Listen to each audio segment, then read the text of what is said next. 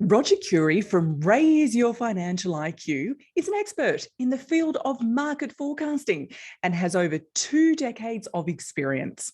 In 2010, Roger developed his own probability-based form of price forecasting called market vulnerability analysis.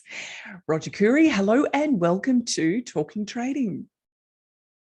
Market vulnerability analysis is a form of analysis that takes into account the 8 major forces of supply and demand, which actually move price. So if you think about, most people are accustomed to looking at technical analysis, fundamental analysis, maybe a combination of both. Well, it turns out there's actually 6 more factors that people don't take into account that are left to blindside them, which is what really causes a lot of the inconsistency that you see that both investors and traders will struggle with. Six more things to think about. Yes. Are you going to enlighten us in what they are? Sure, I could talk about a little bit of them. So you've got, besides fundamental and technical, you do have volatility that you have to consider. Yes. You have market sentiment, right? So that's something that most people may know of, may pay lip service to, but really don't know how to take into account. So there's those two. You have liquidity. You've got which includes volume. You have trade flow, order flow.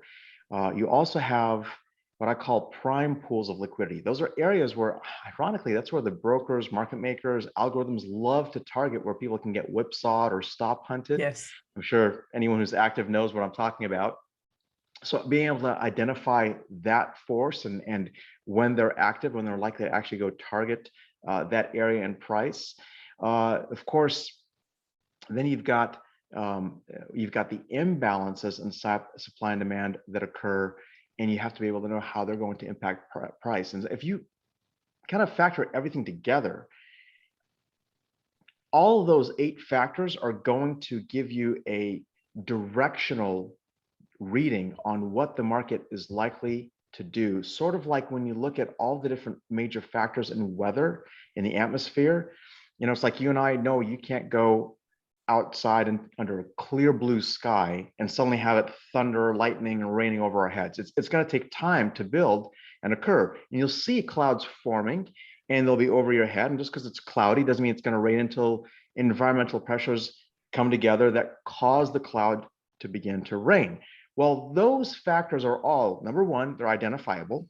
Number 2, they take time to build. And because of those 2 factors, that we can identify them and we see that they take time to build, it makes them forecastable. So when you look at them together holistically, you can actually have a very accurate weather forecast of when we have poor to bad weather conditions. Well, the market's exactly the same, except most people are not accustomed to looking at all of those factors and taking them into account.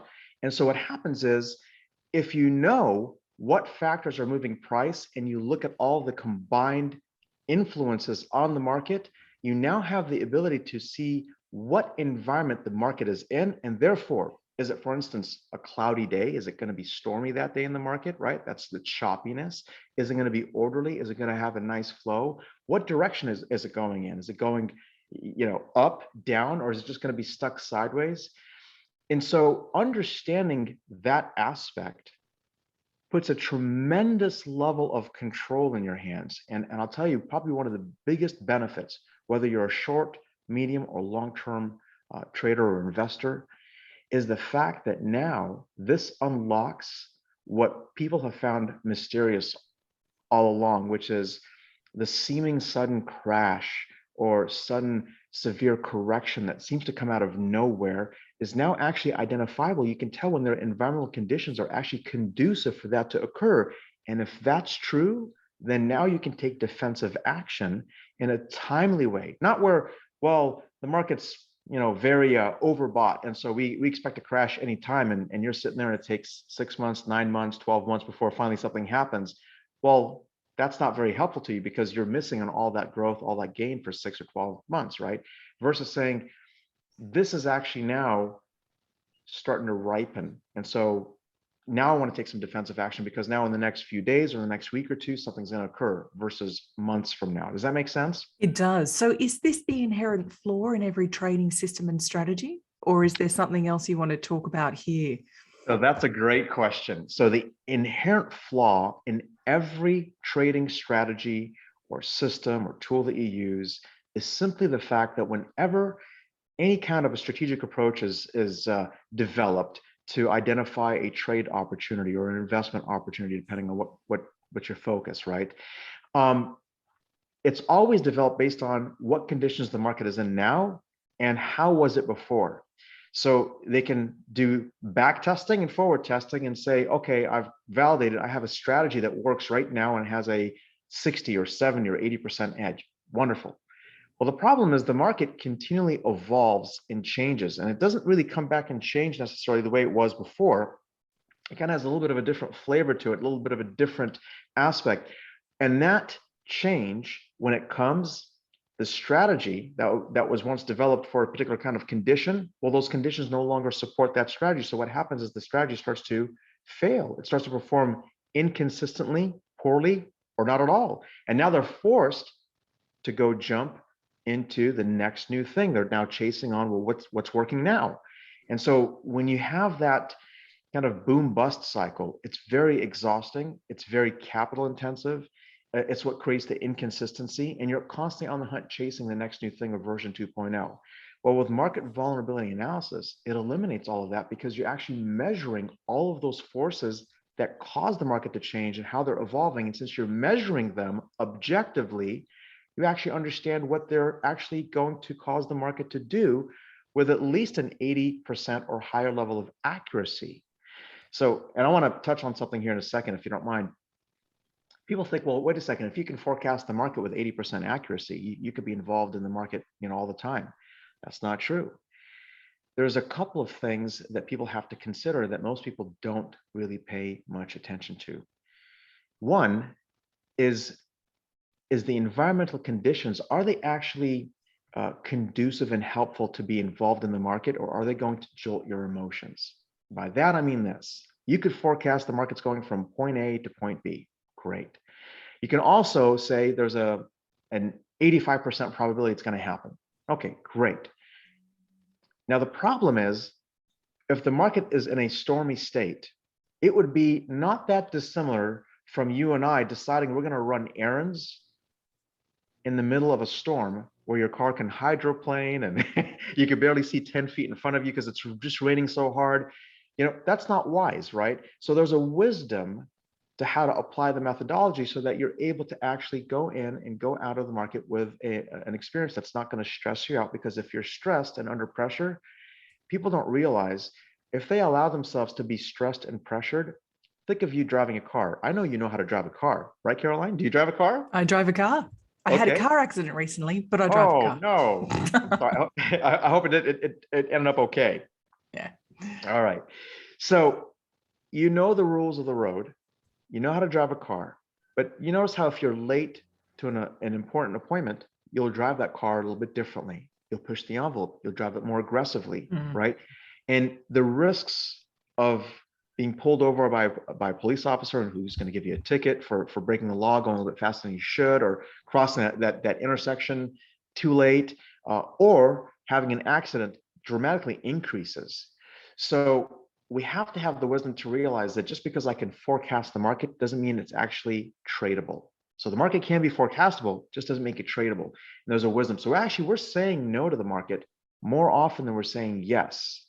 So I find that market vulnerability analysis really shines a spotlight on just how turbulent and inappropriate an engagement with the market is, probably about 70 to 90% of the time. So if you put 10 hours a week in the market, you're not going to expect to be really active for more than maybe an hour of that time.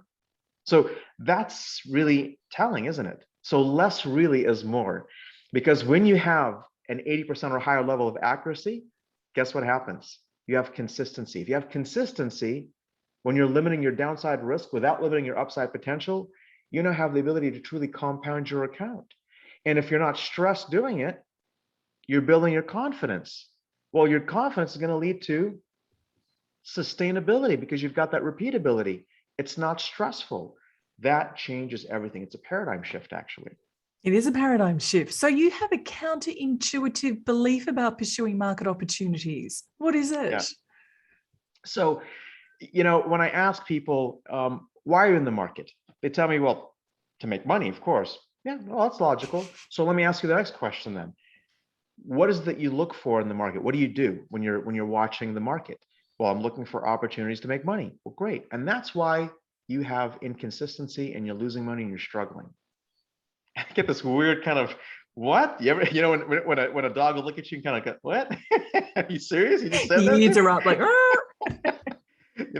Yeah. And it's like, then I said, well, let me ask you to think about it a little differently. If you're looking for opportunities to make money, and I'm telling you that's going to cause you to lose money, what if I tell you instead, look for opportunities that are not likely to lose money? Everything changes from that perspective. It's like a whole new world opens up. Wow, I didn't consider that. So such a simple shift. It's counterintuitive, and yet it's powerful. It changes everything.